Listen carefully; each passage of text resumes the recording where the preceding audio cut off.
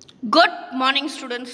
आज हम सीखेंगे कक्षा 7 विषय हिंदी पाठ 4 कथनी और करनी। पाठ का परिचय। कथनी और करनी पाठ का प्रकार है निबंध। इस पाठ में बताया गया है कि मानव जीवन प्रभु की अनमोल देन है। सभी प्राणियों में मनुष्य को प्रभु ने कुछ विशिष्ट शक्तियाँ प्रदान की हैं, इसीलिए वह संसार में बहुत ही अच्छे तरीके से अपना जीवन व्यापन करता है, मतलब अपना जीवन गुजारता है। मगर सभी लोग हर सही काम करते हैं ऐसा नहीं है। कई बार मनुष्य करता कुछ और है और कहता कुछ और है। कई मनुष्यों की कथनी और करनी में अंतर देखने को मिलता है। इस बात को प्रस्तुत निबंध के द्वारा उजागर किया गया है, मतलब बताया गया है। तो चलिए स्टूडेंट्स, आज हम सीखते हैं पाठ 4 कथनी और करनी। ईश्वर ने मनुष्य को अन्य प्राणियों मतलब जीवों से श्रेष्ठ बनाया। श्रेष्ठ अर्थात उत्तम बनाया। कई गुणों से उसे संवारा भी है। संवारना अर्थात सजाना है।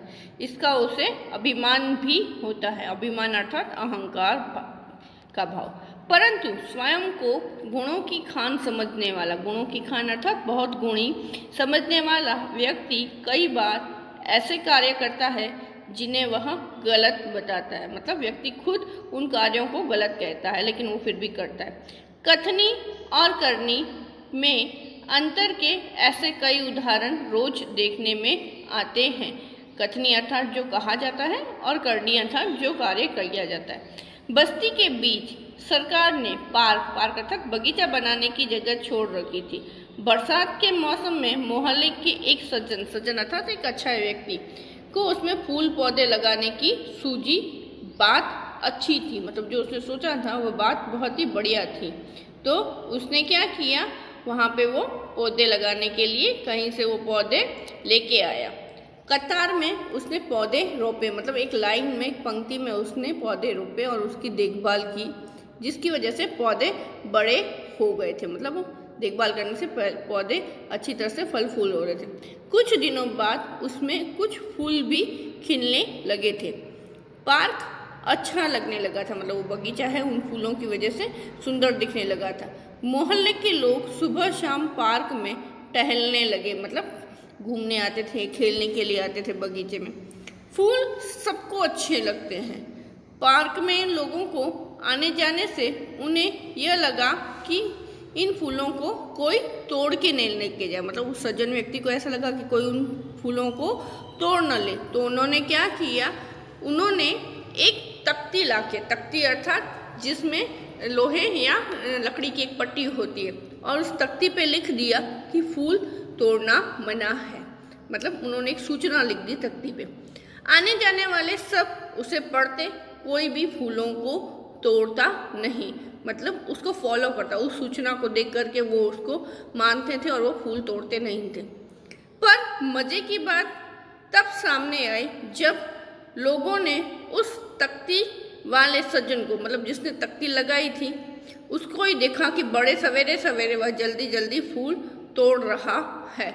उसको फूल तोड़ते हुए लोगों ने देख लिया। तो सज्जन ने कहा, पूजा के लिए तोड़ रहा हूँ, मतलब अपनी गलती छुपाने के लिए ऐसा बोलता है। बसों में लिखा होता है धूम्रपान करना निषेध है। एक बार यात्रा करते हुए देखा कि कंडक्टर ने देखा कि यात्री ने बीड़ी जलाने के लिए जलाई और वह उससे पीने लगा। मतलब एक यात्री धूम्रपान करने लगा, जबकि वो निषेध होता है, मनाही होता है, फिर भी वो पीने लगा। तो कंडक्टर ने कहा कि उसकी तरफ आया, उसने उसको देखा और कहा, भाई साहब बस में बीड़ी सिगरेट पीना मना है। मतलब उस बीड़ी सिगरेट धूम्रपान करने की निषेध है, मनाही है। उसने जल्दी से खिड़की से उसे बाहर फेंक दिया, मतलब वो जो बीड़ी है उसको उसने बाहर फेंक दिया। थोड़ी देर बाद कंडक्टर ड्राइवर की कैबिन में आकर के बैठा, सिगरेट जलाई और दोनों पीने लगे। मतलब जो काम थोड़ी देर पहले उसने दूसरों को मना किया वह अब वो खुद कर रहा है। तो एक दूसरे यात्री ने यह देखा तो लिखे हुए वाक्य की तरफ इशारा करते हुए उसने कंडक्टर से कहा कि भाई धूम्रपान करना निषेध है, मतलब उसको इशारा करके बताता है कि भाई धूम्रपान करना निषेध है, सिगरेट पीना बस में मनाही है। वो कंडक्टर को और ड्राइवर को बताता है। तो उस पर कंडक्टर कहता है, तुरंत ही वो कंडक्टर बोल उठता है कि ये सब जो है यह वाक्य आपके लिए है, हमारे लिए नहीं है। यहाँ पे ड्राइवर और कंडक्टर की कथनी और करनी में अंतर बताया गया है। एक व्यक्ति दुकान पे गया, स्कूटर दुकान के सामने खड़ा कर ही रहा था कि दुकानदार बोला, मतलब उस स्कूटर वाले व्यक्ति को दुकानदार ने कहा कि क्या कहता है कि यहाँ पे अपना स्कूटर सामने वाहन रखने के स्थान पर रख के आए, यहाँ पे स्कूटर नहीं रखे। मतलब वो उसको जगह बताता है कि वह स्कूटर आपको पार्किंग एरिया में रखना है। तो वो व्यक्ति कहता है, मुझे ज़्यादा समय तक थोड़े ही यहाँ पे रहना है, मैं तो सामान लेकर अभी ही चला जाऊँगा। वो व्यक्ति तर्क करता है कि भाई मुझे ज़्यादा समय यहाँ पे नहीं रुकना है। तो दुकानदार कहता है, पर दुकान के सामने बीच में सड़क पर स्कूटर खड़ा करना कोई ठीक बात नहीं है। वो उसको समझाता है कि भाई ये सही कार्य नहीं है। दुकानदार उस व्यक्ति को समझाता है। तो वो व्यक्ति क्या करता है कि वो व्यक्ति वहाँ से चला जाता है और वो स्कूटर वाहन खड़ा करने के स्थान पर लेकर जाता है और वहीं पर खड़ा कर देता और वापस आकर के सामने से दुकान में से सामान खरीदने लगता है। थोड़ी देर के बाद स्कूटर लेकर के दुकान पर एक लड़का आया। स्कूटर दुकान के सामने खड़ा किया और दुकान के अंदर चला गया। वो जो लड़का था उसने वो दुकान पे अंदर आ गया। तो वो व्यक्ति था जिसको दुकानदार ने मना किया था, वो देख रहा था। उसने कहा, आपने इसे तो मना नहीं किया। मतलब वो दुकानदार को बोलता है कि भाई आपने इस व्यक्ति को क्यों मना नहीं किया यहाँ पे स्कूटर रखने के लिए। तो दुकानदार बोलता है, यह तो मेरा बेटा है। मतलब यहाँ पे भी कथनी और करनी में फर्क है। कुछ लोग ऐसे ही होते हैं जो आदेशों की बात करते हैं, आदर्शों की बात करते हैं, लेकिन तब उन्हें जब अपनाना पड़ता है तो वह आदर्श भूल जाते हैं। मतलब वह अच्छी बातें वह भूल जाते हैं, वो खुद अपनाते नहीं हैं। एक दिन एक सज्जन के घर में उनके मित्र मिलने आए। दोनों मित्र बातचीत करने में मग्न थे, मतलब वो वहीं पर ही व्यस्त थे कि किसी ने दरवाज़ा खटखटाया। कोई व्यक्ति आया और उसने आकर के दरवाज़ा खटखटाया। तो उसने, जो व्यक्ति था जिसका घर था, उसने खिड़की में से झांक कर देखा तो बाहर मकान मालिक खड़ा था। मतलब जो मकान का मालिक था वो खड़ा था, जो पिछले 4-5 माह से, मतलब 4-5 महीनों का किराया मांग रहा था, बार बार मांगने आता था। तो उस व्यक्ति ने अपने बेटे को समझा करके बाहर भेज दिया।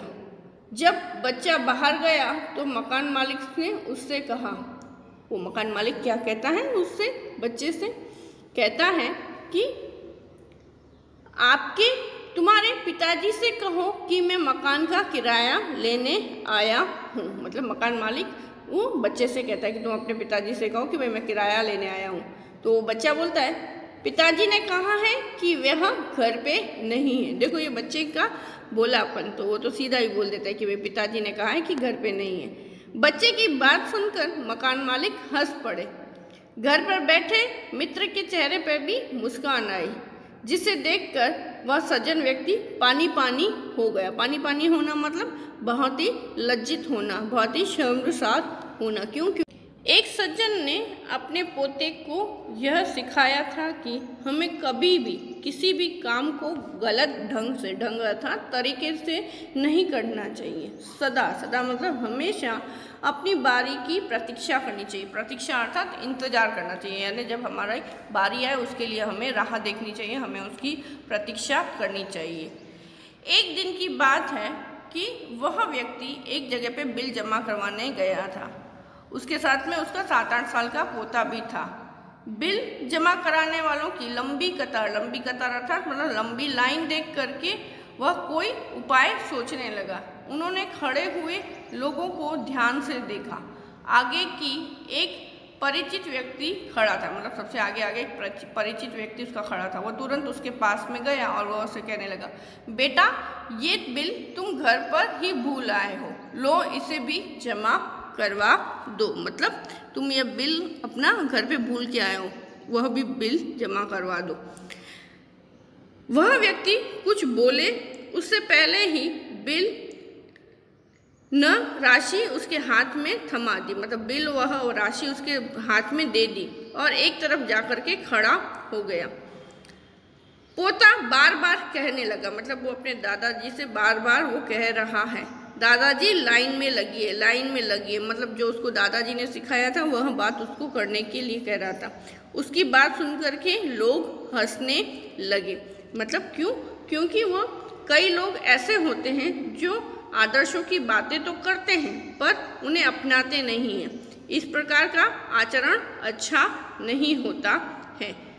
ये कहा गया है, ये बताया गया कि भाई हमें जो बोलते हैं वो हमें अपनाना चाहिए, अगर हम ऐसा नहीं करते तो वो सही नहीं है। ऐसे आचरण करने वालों को कभी सम्मान नहीं मिलता, मतलब आदर नहीं मिलता है, वे हंसी के पात्र बनते हैं। इसीलिए हमें कथनी और करनी में सदैव समानता रखनी चाहिए। सदैव मतलब हमेशा जो हम बोलते हैं वैसा ही हमें करना चाहिए, ऐसा कहा गया है इस पाठ के द्वारा। हो कथनी करनी एक समान, जग में मिलता तब। पाठ का सार, इस पाठ के द्वारा हमें कथनी और करनी में समानता रखने की बात कही गई है। अगर हम जो बोलते हैं वही करेंगे तो हमें समाज में मान और सम्मान मिलेगा, अर्थात हमारी कथनी और करनी समान होनी। आशा करती हूँ आपको यह पाठ समझ में आया होगा। Thank you.